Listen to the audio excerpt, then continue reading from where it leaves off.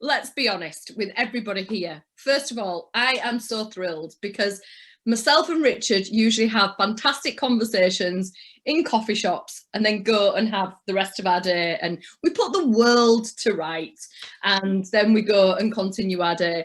So I can't see it being too different this morning, to be perfectly honest. We've got to make our own drinks, that's all. Well, I can't show you my cup because I don't know if I'm not getting paid for the advertising, but it's a well-known coffee brand. So good morning. Good morning. And thank you for being here. I was passing anyway. In this virtual world that we find ourselves in. I know. So Richard, there are many people on this kind of show today that will not know who you are, and there are quite a few that do. And I suppose you find yourself in that situation a lot because depending on the world that you come from, your story is very prominent or it's not heard of. So I'd really love it if you could just give us a brief overview of who you are today, and then I'm going to take you on a little journey down memory lane. Down memory. Well, today I am the founder of the McCann Academy, the branding in the background. Until the pandemic, during the pandemic, I just do it virtually. I'm a motivational speaker. I'm a presentation skills coach, and I'm a resilience coach as well. But what's really important is I'm a father as well. I have children, and maybe I'll get a chance to maybe show my children towards the end. So that is what I do, and I've been doing it for 15 years. And if you'd have told me back when I was a child that I'd be doing the work that I do now, I would have laughed in your face, because often we don't see what's inside. Or maybe you might say often we don't realize what the universe has got in store for us. And we're going to get into that deep stuff, which I know that you like to speak about. Yeah, I just simply had no idea. Not just when I left school, but when I was a child, what I would be doing. And I'm pinching myself that I do the work that I love. And it's incredible that the work that I do comes from the massive wound that I experienced as a child. Well, not just what I experienced as a child, I know we'll get into that, but other wounds as well. As he says, with a wound on his arm from my cancer diagnosis last week, which I know that you're aware of. These things happen when you least expect them, don't they? But I'm being very optimistic about it because it was caught early, and they'll be keeping a very keen eye on me for the next 5 years. So hey-ho. Yeah, things are what they are. So that's what I do. There's lots of different parts to me as well. Like I do salsa. You mentioned salsa there. I don't know if we'll ever get back into having salsa nights and such like, but I do like my dancing. I also like my house music as well. Just bought myself a new DJ mixing desk. You did? I saw that. Do you know what, MaryKate? I bought it on the day that I got the cancer diagnosis, because one of the things that I talk about when it comes to resilience, I know that we're not here for that today, I talk about proactively creating positive experiences or events in your life. So when I got that diagnosis, I bought myself a mixing deck. Anyway. I love that. And we get to talk about that as well, because I think, as you've already mentioned, you can see there are so many different parts to you. And, like all of us, there are so many different parts to all of us. And you're a multi-passionate, kind of multifaceted entrepreneur. They all sort of like, all your offerings come down to like this one space, which is essentially kind of that resilience and being able to present that resilience in a way and to be able to shift your narrative from what it is that you experienced to how it may have knocked you into it being a gift, because you've been through this. So you can find a lot about your story if you dig. But what would be beautiful is if you start to kind of give us a gentle intro into what was that first kind of wound. It might not have even been the first wound. What have you got? Because I was going to show you, it's over there, it'll take me too long to get it. Before the wound that I'm going to explain, the bigger wound, not the bigger one, but the one that was not the main one, but the one that was there for the first 5 years of my life was the fact that me and my sisters, and we're getting into my story a little bit now, but we were brought up on, we were brought up on the at-risk register. So that this is before the big thing that happened. And so we lived not far from here in a place called Scotall in Leeds. And we were, like many people, we went through the alcohol, the abuse, the neglect as well. Mum and dad would sometimes leave us in the house while they went out drinking and such like. So it wasn't until I actually got my social services file that I realized how bad things really were. Like, for example, and in fact, it's only the last couple of weeks that I've read the detail, because I've had this file for probably 15 years. And although I've counted the visits, I never stopped at each visit and wrote down all the entries. So in the last couple of weeks, I read such things like my mum used to slash her wrists. She would be, she got sectioned on a couple of occasions. Now, I didn't know this as a child. I just knew it was a turbulent first 5 years of my life. I've got to show you this. If my technology works. Go on. Well, if your technology works, that's brilliant. Look at him. Isn't he mighty? So that was me. Have I changed? I don't know if I've actually changed. Not much. You've just anyway, put some gel in, I think. So that was me. So that is the foundations, I suppose, of where I started. But I suppose it's what happened a week before my 6th birthday, where my life was the wound, I suppose, the wound that we're talking about, wounds today, I received. And it's a day, I mean, we all have those memories, don't we? Some of those memories, as you can't remember your entire childhood, but because of what took place, and I know some of you will be aware of what took place if you watched the landing page there, the agenda and all my biography. But my mum went out drinking, basically. In fact, can I put a few photos just to give a bit of go for it, mate. Go. I have. Would everybody like to see Richard's slideshow? No. I'm not going to show my slideshow. I'm just going to maybe just get a bit of flavour there. So what? He loves his technology. I think I might need to employ you on my stuff, because there you go. So yeah, there's my mum looking like a 60s rock star. I don't know. Oh, look at that! It's the glossy hair. Sorry. Glossy hair and pints. I know, that's my dad. Well, so basically, my mum went out drinking a week before my 6th birthday, and me and my sister Sonia woke up the following morning looking for my mum. We wandered the streets, and on Scotall Road, not far from here. I know you'll know Scotall Road, but we sat at this bus stop waiting for mum to arrive, and she just never did. She never did, and we went home. And I've got to show. I can't help myself but to show, because these are really poignant pictures. If I just go to number 6 there. Bang. That was the actual scene outside the house. Look at one of the neighbours must have took that picture. The police were everywhere, and they took us away to the local children's home. And that was where we were basically told by a police officer that mum had been taken to heaven and that we weren't going to see her again. That was the wound. What we later discovered, and I know some of your listeners or viewers will be aware of what took place, but my mum was murdered by Peter Sutcliffe. I won't say the moniker that it was given because I don't like it, but Peter Sutcliffe murdered 13 women, and my mum, according to the records, was the first to be killed by him. I do think there was more. I never imagined that I would be able to bounce back from that, the death of my mum, the murder of my mum by a serial killer in that very public way. I would never have dreamt of recovering in the way that not just recovering in the way that I have, but, for it then to be something that would influence what I'm doing now. I am a speaker now because I lost my mum all those years ago. There's lots of things in between, of course, but at the time that you go through these things, these wounds, these setbacks, you don't realize, I certainly didn't, that they can become gifts. I don't mean gifts to earn money, although to some degree it has influenced my ability to do that. I'm talking about also the gift of being able to help other people going through the same thing. I can, and I do, often sit down with families, not just who've been bereaved through murder or manslaughter, and I've supported many families through that, just death in general. If someone loses a family member, I can talk about that quite openly. I don't shy away from that. And I think that's that ability to do that. I need to say something to you, because I know you're going to get this. The screen just froze when you spoke. I'm sorry for being spooky, guys. But my phone buzzed as well, and as it buzzed, I looked down. It's the first time I've looked down since we logged on, and it was 11:11.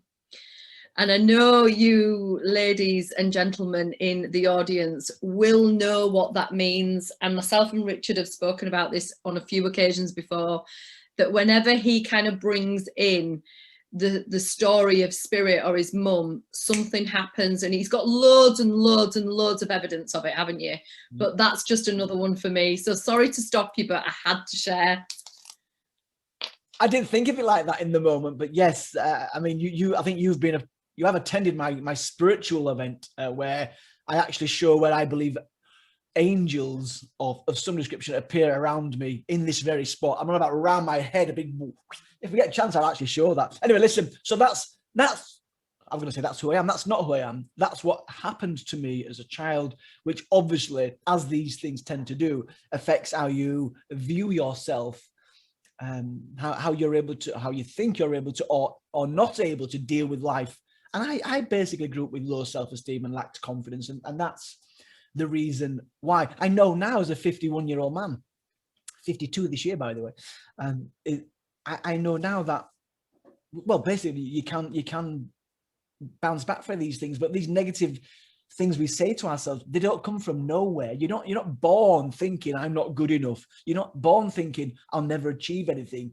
These thoughts come from the things like the death of your mum or your alcoholic father or whatever it may be. I know that now, but as a child, I didn't. I just thought I've got a really crap life and I'm not going to do anything. None of us do. You're right. None of us do. Please put in the chat who is resonating with this. That we have these negative self-talks. We've had these moments where we've got, low self-esteem, or we've come into contact with a person, an energy, an event, and we've not been able to break through it. And we know it's not coming from being born. There's been something that's occurred in your life that has literally imprinted that into your nervous system. And nothing more than this is a harrowing story. All of us have been 6 years old. All of us know what it's like. Some of us have got 6-year-old children. I do. And to know that your mother's gone, but not just to know that, later to know that she was murdered by a serial killer, and it was common public knowledge on a lot of TV and everywhere. And so talk us through how that really affected you in your life as you started to move and grow. Well, and I've just brought a picture of me. This is me growing up a little bit. I'm about 8 or 9 here. I have to say I didn't see a lot of the stuff on TV. We were not protected, but we didn't get to see that. But I had people, classmates, coming up to me asking me, is it true about your mum? Is it true what we've read? Is it true your mum was a prostitute? Was a prostitute? Again, sorry, because I interrupted you because I was going to say, don't shy away from it. No. And those things that people were saying, I just hated who I was. I was having suicidal thoughts. I was even having, and I don't often share this, murderous fantasies. I'm going to go kill men then. I'm going to go kill men. And obviously I didn't, but I was just consumed with all this negativity and this anger and such. Like, what it wasn't dealt with. We didn't get the professional help. So it'd be fair to say it was a turbulent, not just first 5 years, it was then the next 5 years, or in fact, even until I was 15, 16, it was tough.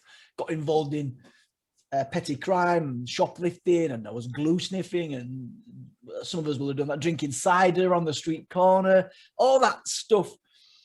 Didn't have anybody to guide me, really. My dad was a big drinker as well, and I ran away from home a couple of times, after big arguments with my father. I'm talking now a little bit further down the line, maybe 12, 13.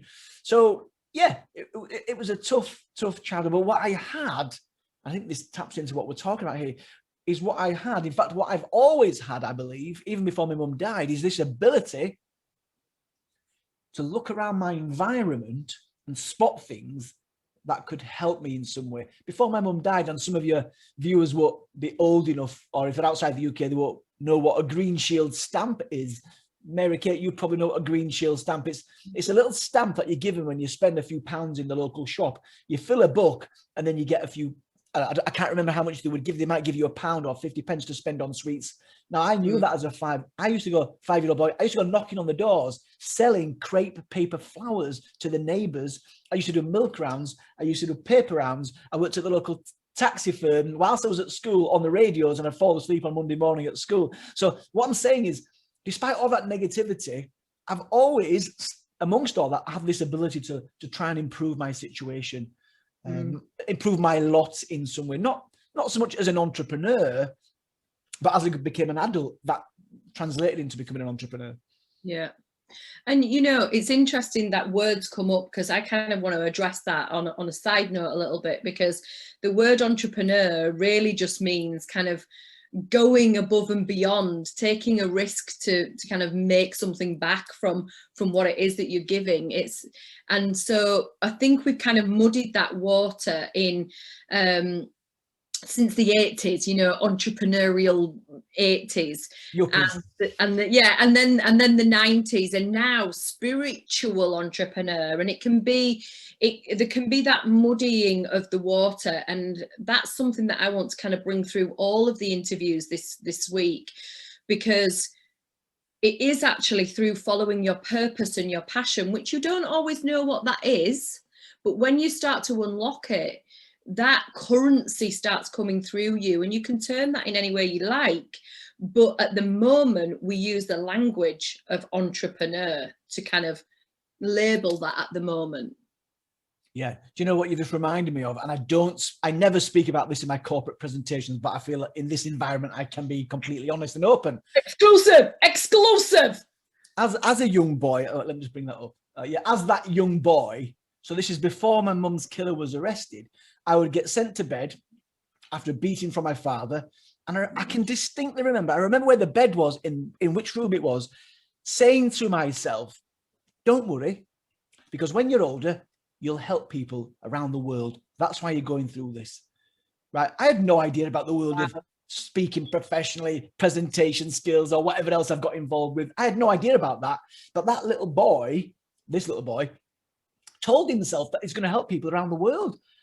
And then, you know, 30 odd years, nearly 40 years later, I've spoken in Iran, Italy, Malaysia, South Africa. What? I know, and it is amazing. And I suppose, you know, me hearing it again, because I know your story very well, it is kind of bringing me back in, like Kate saying, goosebumps, you know. And, you know, Kathleen, you already knew at some level. What about everyone else in the audience? You know, have you ever had moments when you were younger where, you know, you used to play games or do something that is similar to what you do now and what your passion is? You know, there is that thread that comes through. But fantastic, I love that. And whenever you kind of talk to me about your home, I can see you lying on that bed as a cute little angelic boy, you know, really kind of talking to those angels. So move us to, you know, there's a moment, and there was quite a few moments, to be fair, where you said petty crime, you know, you kind of got involved in glue sniffing, you started to be a bit naughty, and then there was a spell in your life where there was a few naughty things. What happened, Richard? Well, what happened was, I'm going to show you a picture, because I may as well, now that you're giving permission, if this works right, boom. That's me at my naughtiest, looking like Jeremy Kyle there in the mid-90s. Obviously, this is not my keynote presentation, although I am going to allow your listeners to have my keynote presentation for free at the end. But I got kicked out of the army, and I came back to Leeds, and I got myself a job, but I got involved in the wrong crowd. First of all, I was taking drugs, speed, ecstasy, cocaine. Then I started dealing drugs, and I got arrested. And this is me in HMP Leeds, or Armley Prison, we call it locally. The very same prison that Peter Sutcliffe, my mum's killer, was sent to. And now I'm there. And I'll never forget, not at the same time, we weren't there at the same time, but I'll never forget when I arrived in prison for the first time. How old were you, Richard? It's 24 years ago, so work that out. Is it 28, 30, 28, I think I was. Right, so you're just kind of coming into the prime of being a young man, and you've been thrown in prison. Yeah. But I remember going into reception, they show you a video of what to expect. And then as we're walking out of this room with a video in, they say, oh, that's the Ripper's cell. So they must tell everybody that's the cell that the Sutcliffe, I prefer to call him Sutcliffe, actually. Oh, because he's a bit of a celebrity. Well, it's just a big thing. It's just a big thing. I mean, the thing's it's known around the world now that it's on Netflix. So for HMP Leeds or Army prison. Anyway, and my stomach would turn. But anyway, I used this. Well, I'll be honest with you. Now, I don't know about God. But I do believe there's some higher power. Let's just call it that, whatever you want to call it. And when I was arrested and got sent here, I actually told myself that whoever it is up there that's guiding me has kind of orchestrated this so that I would be given the opportunity to turn it around. And that's what I did. So I stayed away from the drugs, stayed away from any trouble, and a big screen.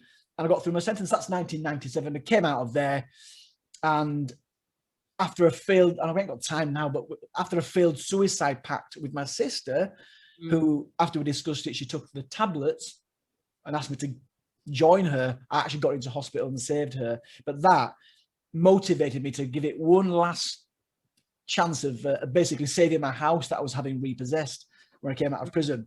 And I saved, as if by magic, 6 weeks, rejection. Nobody would give me a job. 2 days before, so the Thursday, I've got until Friday to get a job. And that's the job that I was given. It's like somebody was playing a little game with me. We're going to make it look like he can't get a job. But the last one that he goes on, just before the house is repossessed, we'll give him that one, just to test him. And that was the start of the turnaround, the recovery. That's when I got into salsa and changed my friends and still lacked confidence. I remember going on an assertiveness course to try and build my confidence. Gosh. But what got me into doing what I'm doing now is my sister, Sonia. I will show a picture of her as an adult, but my sister, Sonia, in fact, I can just bring it up quite easily. She basically stabbed her boyfriend. And I mean, it's a story tested with joy. Well, it is what it is. MaryKate, got a 53. With picture of Sonia. There she is. That's our Sonia on a BBC documentary back in 2005. When she stabbed this guy, I thought, right, I've got to do something. And it was that incident. They dropped the charges in the end, incidentally. It was that incident that motivated me to write my story, write a book. And I was naive because I thought, if I write a book, well, one, the public won't judge her. They'll understand what she went through. But maybe the judge would read the book and give her a reduced prison sentence, which was never going to happen. But and when in fact, so this is some of the detail that I don't normally share. Because the police dropped the charges, I stopped writing the book. There was no need to write the book. But then on a salsa holiday in Spain, by chance, there's no such thing as chance, I met a guy that wasn't even on our salsa holiday, but he had a book written about him, Craig Shergold. I got talking to him, and he said, oh, they're making it into a film. And he's here with his mum. I said, can I speak to your mum? And I spoke to his mum, and his mum said, Richard, you've got to tell that story. And I came away from there thinking the universe, whoever, powers that be, angels, had placed him into my path. And so that will be, I guess, found me remotivated to write the book. And the book came out, was a huge success. 16 years ago. There is it. Where is it? 16 years ago. There it is. There just a boy. Just a boy. And I mean, I am just a boy. Phenomenal story. A phenomenal story. And yeah, we've got loads of comments here. Ali actually helps people write their story. Incredible from Sue. Just love how salsa is a big part of your story. Chloe's a dancer. Oh, wow. Everything happens to us is totally for a reason. If we can see it and turn into wisdom, absolutely. So you wrote the book, you got the book out in the world.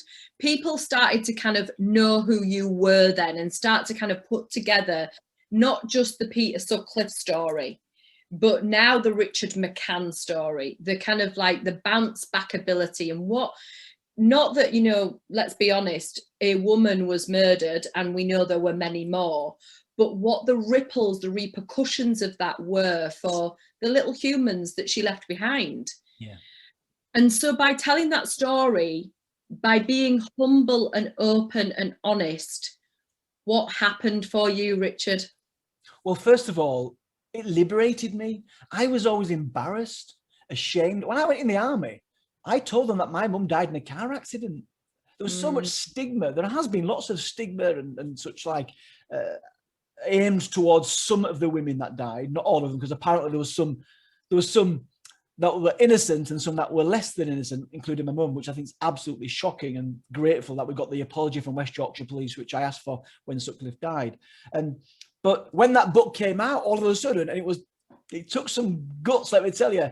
I actually thought there could be some negative, reactions to this book, including in my own family, but it can't be as bad as what my mum went through and actually what that young boy went through. So do you know what? Sod it. I'm writing this book, and it came out, and then I basically got all this incredible positive response from the public. And I realized that, gosh, something, I did go through a hell of a lot, and it wasn't my fault, and I shouldn't be embarrassed, and I shouldn't be ashamed of who my mum was. So I became more authentic, warts and all. But even, I mean, that was, I suppose, in some ways entrepreneurial, but I didn't work it out that I could do more with my story than just write a book. I've actually written 4 books now. There's a trilogy, and anyway. But a couple of years, I started to get these invitations to share my story. I didn't know what I was doing. The first presentation ever in 2005, I sat down and I actually read out of my book. But I did it. And then 2006, I then got introduced to what is the Professional Speaking Association. And I realized, gosh, I guess, using your phraseology, I can take my wound and I can help far more people than those that have read the book. And I can do it for the rest of my life. In fact, I must just share something with you, MaryKate. You don't know who you can impact on, both through writing, your webinars, your presentations. I was written to this weekend by Elizabeth from Uganda, who 15 years ago, she told me, she thinks I don't remember her. Of course I remember her. Her and her friend wrote to me when Just a Boy came out to say how much I don't know how it got out to Uganda. They wrote to me via my website, richardmccann.co.uk, and I ended up sending them up because they were supporting some children in some school, and I sent a load of books out there for the children, but also for them, Elizabeth and Pamela. She said, "You won't remember me, blah blah blah." Of course I remember. And I know she's now written a book. 15 years later, she's written her own book, and she wants to send me her book. I think that's incredible. Oh. So I don't know how I got into that there. Well, I love it. It's the repercussions. It's the beauty of once you share, and this is, people are saying it in the chat as well. And even just that one person, once you share your story authentically, you give permission to other people to share theirs. It removes shame. It removes blame. It removes all that heaviness that we feel like we're the only bloody one that goes through this, when actually we're not. We all go through. So I've just seen Michelle's post there. Absolutely, maybe today's the day that's going to reignite and get that book done. And so I got a few invitations to speak, predominantly for Samaritans because I was a volunteer. But then I had an epiphany. I was at a conference and I saw this other speaker speak. W. Mitchell, his name is. You can actually Google W. Mitchell and get his entire 45-minute keynote. He blew me away. I was at university. I thought I'll get a qualification, I'll get a degree. And I was like asking everybody, I think I'm supposed to be a full-time speaker. What do you think? Should I pack in university? And people said, you've got to make that decision yourself. And this miracle happened that week. I don't even know if you know this, MaryKate. I was speaking for Shrewsbury Samaritans, like on the Wednesday. And I came, and instead of coming home that night, the person that was hosting me, I stopped at their house, this family, and I came on the next day up to Manchester and across to Leeds. So I was on a random train that I shouldn't have been on. I sat down at my table on the train, and a man starts talking to me, and he just basically eventually said to me, "So what do you do?" And I said, "Oh, I'm a motivational speaker. I just started. I'd not made the brave decision yet, but I made out like I was accomplished." And he ran a company called Partnership in Training, Barry Stainthorpe. And he said, I run events all around the world. He said, maybe you can come and work with some of my leaders. And I got off that train. I thought, that's the universe. Or whoever it is telling me to make that brave decision that I wanted to make at the weekend that I met this guy on stage. Anyway, I went into university the next day and I told my tutor, I said, I'm leaving. She said, are you sure? Yeah, I'll come back if it doesn't work out. And I walked away from there after it was a 4-year extended degree. I walked away from there knowing I'm going to be a speaker, a professional speaker, and I was absolutely right. If somebody else can do it, there's a good chance that you can do it. Absolutely. You just need to find out, well, how did they do that? How do they have their website? How do they do the videos? I've got no qualifications, but I'm quite simple in the way that I look at the world. Show me somebody doing it, right? How do they do it? Right, well, I'll just copy them or I'll model them. And it's exactly, I wish I could show you a picture. My biggest audience, I'm going to do it. I'm going to do it. Stream red. Is this one We know there? he's going to do it, don't we? We know he loves the clicky. Oh, yeah, Don't expect that from me, people. I don't have the clicky. There we go. My biggest audience. It was at the There he Leeds is. Arena, 4,000 people. I've done nearly 3,000 presentations. That little boy knew something as a child. And I do believe the universe, whatever it is, has placed people in my path. And maybe today or maybe over the next few days, there'll be people on this program that's going to inspire you to take the next step on your journey. I firmly believe it. When you're ready, when the universe knows you're ready, bang, they'll show you those people. It won't be me, mate. It might be somebody else. But it's interesting because, you know, as we've seen, you literally would not be doing what you are doing if it hadn't have been for what you've been through. And, you know, this is such an incredible opening for this event, because you're now speaking on stages around the world, many of them Zoom stages now, thanks to COVID. But also the people that you've impacted, like you've said, they have started to open up their story, because you teach not only, you know, the resilience in the corporate world, you know, how to actually bounce back and move through these wounds and your own restrictions, but you also teach, you know, in the ICANN Academy, the ICANN Speak Live. There's so many incredible stories that have been shared because you shared yours. So the ripple effect, it's like this high level of karma and dharma. That's my language. But really, like you're saying, you opened up that wound, gold came out, but it wasn't fucking easy. You know, I know you don't like swearing, but it wasn't easy. It was tough. And I want everyone in the audience to see that this isn't no fairy tale. You know, you did go to prison. You did take drugs. There was a murder. There was some stabbing. There was then followed by some suicide that, again, you know, if people want to go and watch the full keynote, they can go and see that on your website. And also, you know, there's been some more recent developments, like you mentioned at the beginning, you know, your own energy changing. What advice, what pointers, what quotes to live by have you got that can really help people move from their shite into their light? Let me share with you this slide. I didn't intend to share this. Can you see that? Yeah. That's what I call my bounce back graph. That's my life. In the red, setback, challenge, adversity. In the green, joy, success, whatever.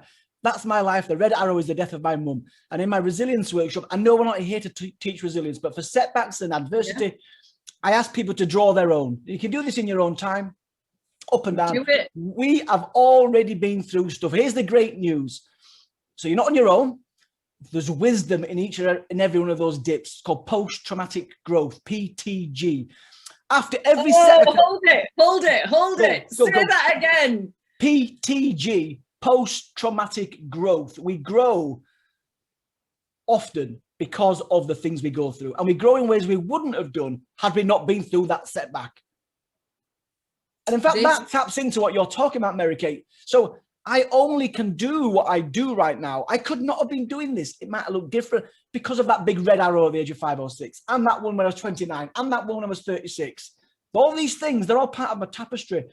But the great news is this: after every setback, everyone, I end up back in the green. We all end up back in the green.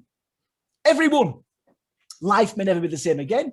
I can't bring my mum back, but how I feel about it's changed, and it's given me wisdom that I wouldn't have had, and a career, in fact, had it not been for those things. Here's the flip side to the coin as well. After every period in the green, there's a setback around the corner. So if you're in a good place right now, you need to cherish that and savor that, because you never know when you're going to get that phone call, when that setback, that job loss, whatever it may be. But when it happens again, you know, I'm here, I'm going to learn, I'll get through this, and then we get back in the green again eventually.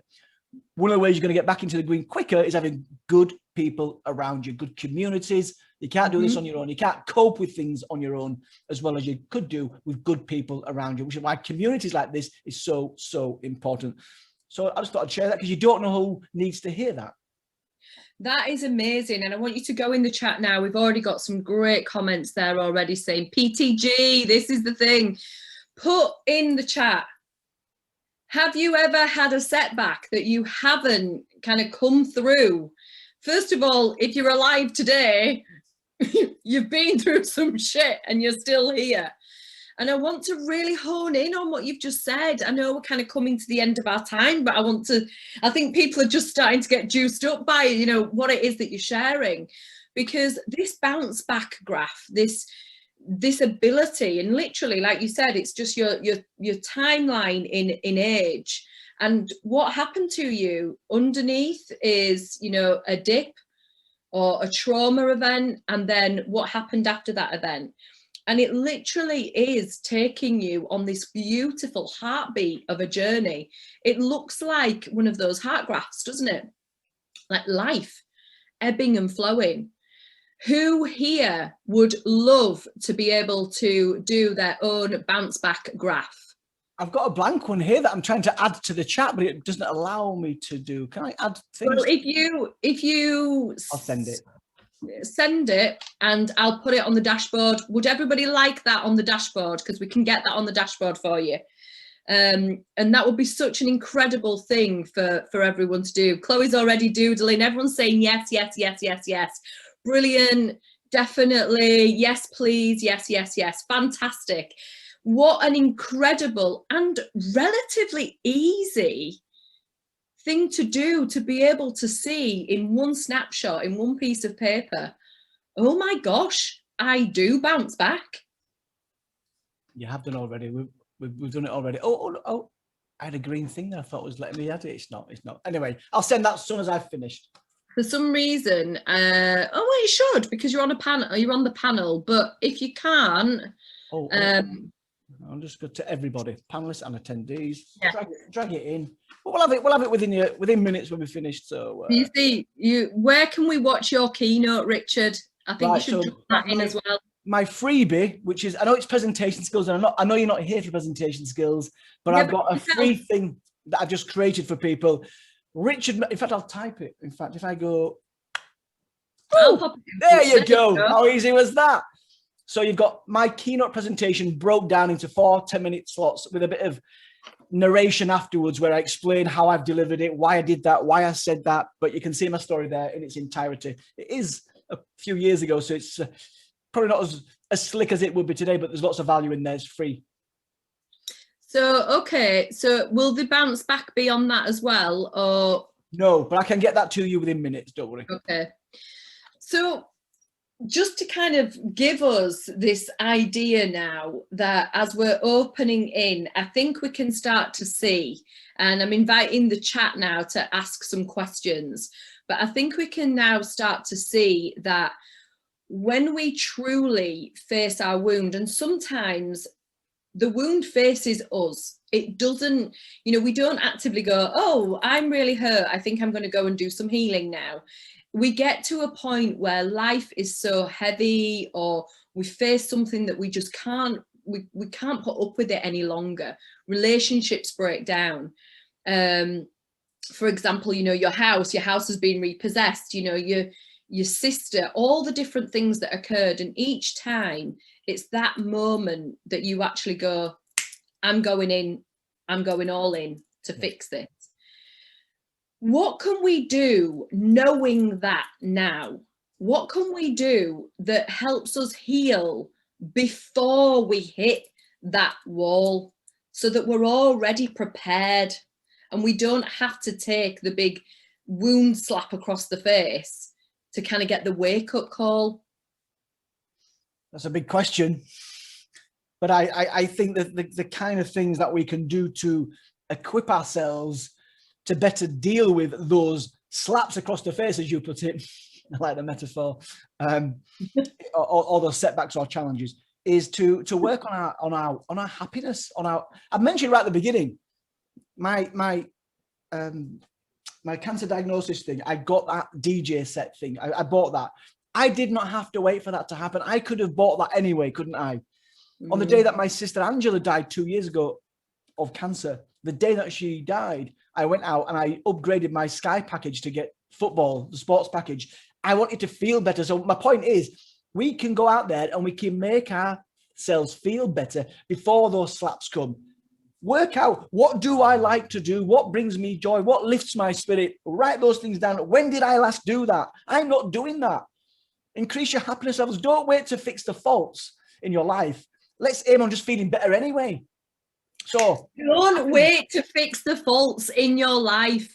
Aim on feeling better anyway. Absolutely. You can. Well, that's positive psychology. So you know, medicine, that's all about fixing what's wrong with you. Positive psychology is forget what's wrong with you. Yes, deal with that. Let's just get you feeling better anyway. And I'm getting some Brazilian stuff Unless now. It's MaryKate medicine, and that's the medicine is within you. You can also do another thing that you can do to make you feel better is do kind things for others. Doing kind things reduces your cortisol levels. Cortisol can be good, but high levels of cortisol in your body, the stress hormone, over time, that can affect your immune system and bring it down. We need a strong immune system all the time, but especially now. So do kind things for other people. Not only does it feel good for them, but it feels good for you. The science behind that. I'm not going to go into that now. I love that. I love that. Okay, what is landing for you in the audience? Please share with us in the chat. What is landing? What are your aha moments? What's the thing that you're going to take away from Richard's fantastic, I'm not even going to call it an interview, presentation today? Have we started, Mary? I thought we were just having a chat before the presentation. Have we I'm trying to send you an email while we're talking with that bounce back graph so you can quickly put it in there. Brilliant, brilliant. Not feeling shame around your story and being able to free and share without judgment. Yes, Caroline. Thank you for the opportunity to download your keynote. Brilliant. Unique wisdom that we all possess. We keep going because you never know when things are about to change. Definitely. PTG reminds us that no matter what we are alive and aware. I really love that too, Robin. So what I would love you to do, if you are in the audience right now, is take a screenshot, take a picture of myself and Richard here and put it on your social media. Tag Richard. He is, I think on Instagram, are you I Can Speak or I Can Philosophy? It's I Can Philosophy on Instagram. It's I Can Inspire on Twitter. It's Rich McCann on LinkedIn. And it's my home address is... There's a lot, you do a lot on LinkedIn, don't you? I do, I absolutely do. I do a lot on LinkedIn. So if they want to follow you, let's find out, where can they follow you? LinkedIn is again, nice and slowly. LinkedIn is the best place. Just search for Richard McCann. I'm the ginger one. On Twitter, I am on I Can Inspire. In fact, I Can Inspire. On Instagram, I'm I Can Philosophy. But in general, just search for Richard McCann and you should better find me. Okay, I hopefully have just given you the bounce back ability thing, which... Did you get it? No, yeah, I've got it. I'm just trying to be as fancy as you are. I'm not as fancy as you are. So I am just trying to, I'll tell you what, I'm going to pop it in a Dropbox and then I'm going to put it in the chat as soon as it kind of uploads to the Dropbox. So take a picture, please. Pop it on your social media, Facebook, Instagram, LinkedIn. Tag myself and Richard and put underneath what has been the most inspiring moment of this morning already. I mean, we're only into our first speaker and I'm already feeling like, wow, wow, wow, which incidentally is www. Wounds, Wisdom, Wealth. I know, I can't help it. Let me take a screen grab there. Take a screen grab. So I would love, love, love to hear, if you can stick around, if anybody's got any questions, we'll take them maybe for the next 4 or 5 minutes. Would you be okay with that? Yes, I will. Yes, I can. Yes, I can. Okay, you need to launch into the chat. Tell us, what have you got to ask Richard? He's going to take your questions for the next 4 or 5 minutes before we move into our next phase. Please share your questions. Oh my gosh, Richard, I'm so excited. Mikey G, what most inspiring that this man, what is most inspiring is that this man is massively inspiring me. Fantastic, Nike. Do you have any questions for him? It would be really great to take some from the panelists. And how did you get over your negative feelings? Wow, what a great question, Alana. Well, let's just get rid of that Twitter thing. That was, well, I'm still dealing with those negative feelings. Being honest, one of the wounds that I've still got is, but I'm dealing with it, is criticism. I think it's one that a lot of people can relate to, is criticism. So if someone says something negative on, say, LinkedIn, I feel it. And I feel it like that little boy used to feel it as a child when he felt like he was being criticized, or his mum was, or his family was. But I've had lots of therapies over the years, psychotherapy, counseling and such like. So all these things added together have helped me on my healing journey. One of the greatest things I believe that helped me, the anger that I held on to, was finding a way to let go of and forgive the man that murdered my mum. Now that happened in 2010 after listening to and then meeting Archbishop Desmond Tutu. He talked about forgiveness, and the words that I'll never forget that he shared were these: you can't force a person to forgive another, but when it occurs, it has the capacity to change a situation. And I heard those words and I thought, yes, he's right. I can't bring my mum back. And I let go of the anger for Peter Sutcliffe that day, and that was better for me. So I think that, and as well as all the other therapies and such, like in meeting Mary-Kate, we've had some really deep conversations, I have to say. And when you put them all together, helped me deal with those negative feelings, particularly the anger that I held on to for many, many years. Yeah, and I think most of us can relate to anger somewhere in our life, and it does keep coming up for sure. We've got another question, and actually something's jumping into my head right now. I'm going to put you on the spot, and you're probably going to kill me for this, but we're getting so many questions for you. I wonder if there would be an opportunity for like a little hot seating with you at some point during the week. What's a hot seat? What's a hot seating? It's like this, but they get to ask you questions, and you might even see their faces. So maybe as short as half an hour, as long as 40 minutes. Have you got time in the agenda?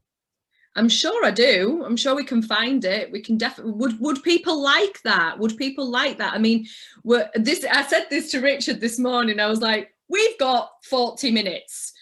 But given the conversations that you and I have, we're probably going to be there for a week. And so I know we're live, and I don't want to put any pressure on you, but everyone's saying yes, and I think they would love it. And so a hot seat would be insane. So maybe we could add that to the VIP package. Would you like to? I'm up for that. You're up for that? Okay.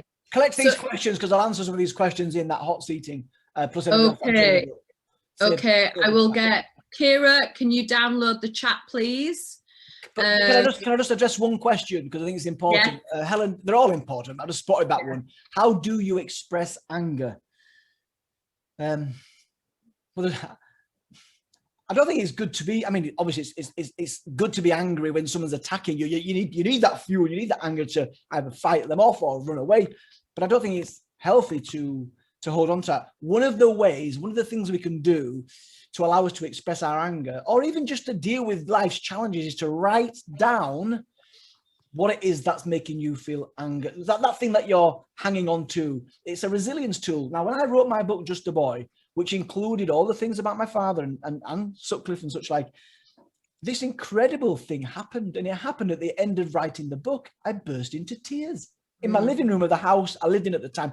I just burst into tears, and I thought, wow, I finally appreciated what I'd been through and what I had a right to be angry about. And I realized I'd bottled it up. I used to burst into tears at adverts as a 23-year-old man. I'd just start crying. I'd stop it. And I just think, oh, there's that thing again. See, I'd not dealt with that anger. When I wrote the book, I got it down on paper. Well, it was a computer. I burst into tears. And what I've now realized all these 16 years later in the work that I now do with resilience is that is a resilience tool. It's called expressive writing. not for publication though. Expressive Expressive writing is a resilience tool. It's out there. You write down for 20 minutes, 4 days in a row, the stuff that you're hanging on to, that thing that you might be angry about, the person that wronged you. You write it down. You don't worry about the grammar. You don't worry about the English. It's for you. I mean, of course, you know, if you write your life story, that might be a good idea, but this is just for you. You write it down. And what the research tells us is those people that have written this down for 4 days in a row for 20 minutes, they feel happier, more content with life, and it affects their immune system, because this is research by Penny Baker. Check it out. Expressive writing, Penny Baker. Penny Baker. I'll send the links if you need them. But what they found was those students that took part in this exercise, compared to the control group who wrote down the boring things in life, the more mundane things, those who write down the things that were challenging them, they had less visits to the student health centre than the other group. Amazing. This is resilience. So that person that asked me, I forget what it was now, it's gone, who asked about anger, one of the ways you can express Helen Dale, write it down. It's so amazing, because in the spiritual community, we talk about journaling or morning papers, and essentially it's no different to, literally write it down. It's massive, that, isn't it? But it's when it's done through intention. Beautiful. Here's the VIP version of it as well. If you want to upgrade, once you've done that, and the research tells us you'll find it upsetting. By the way, any acute things you might have been through, you might need further help with that. Let's just get that in there. But another way of doing this, once you've done your first version, is to write it down, the thing that you're angry about, but write it down from the eyes or through the eyes or the perspective of the other person that's wronged you. Yes. It just gives you this a deeper understanding of what might have been going on for them. So didn't expect to be talking about resilience, but it was a relevant question. It's all part of it. And I have to say, this has been so magnificent. And pop in the chat, you know, a massive thank you to Richard for being here this morning, for opening this event, for being so open, vulnerable, honest, authentic, leads. But also, you know, for really bringing in some of the things, like you said, you know, I'm sharing this and I haven't shared it before, and, you know, little parts about the smaller self of you. And so many people are saying thank you, and I want to say a massive thank you for you know, just your story and just giving inspiration to people, not just here, but, you know, throughout all of your actions that you take forward. You don't say no, you always say yes. And I love that about you. And so if you really want to have a moment with Richard where you get in his private Zoom room and you get some amazing one-to-one moments with him, let's make that happen. It's going to be a short burst of his absolute beautiful heart. Look at them all. They're all like, yes, yes, yes, yes, yes. Please jump in the VIP. And when you do, I don't know if we've got it on there, but maybe pop in the word Richard, so I know who's coming for Richard, so that I can really make sure that that works with his calendar too, because I've caught him off guard, a bit naughty. But if you really, really want that, then we can make that happen. Thank you, and thank you. On Netflix right now. Yeah, The Ripper. I know you don't like it, but that film is, it's very interesting. Yeah. Okay, am I done now then? Can you go get me a coffee, Richard? Actually, I could bring a coffee round. Send me your address and I'll bring. If you send me your address, I'll bring you a coffee round. Do get Tracy to bring it round. I'll get my people to call your people. Thank you, darling. I really, really appreciate it. Have an incredible day, and I'll speak to you after the event and we'll get the VIP stuff sorted.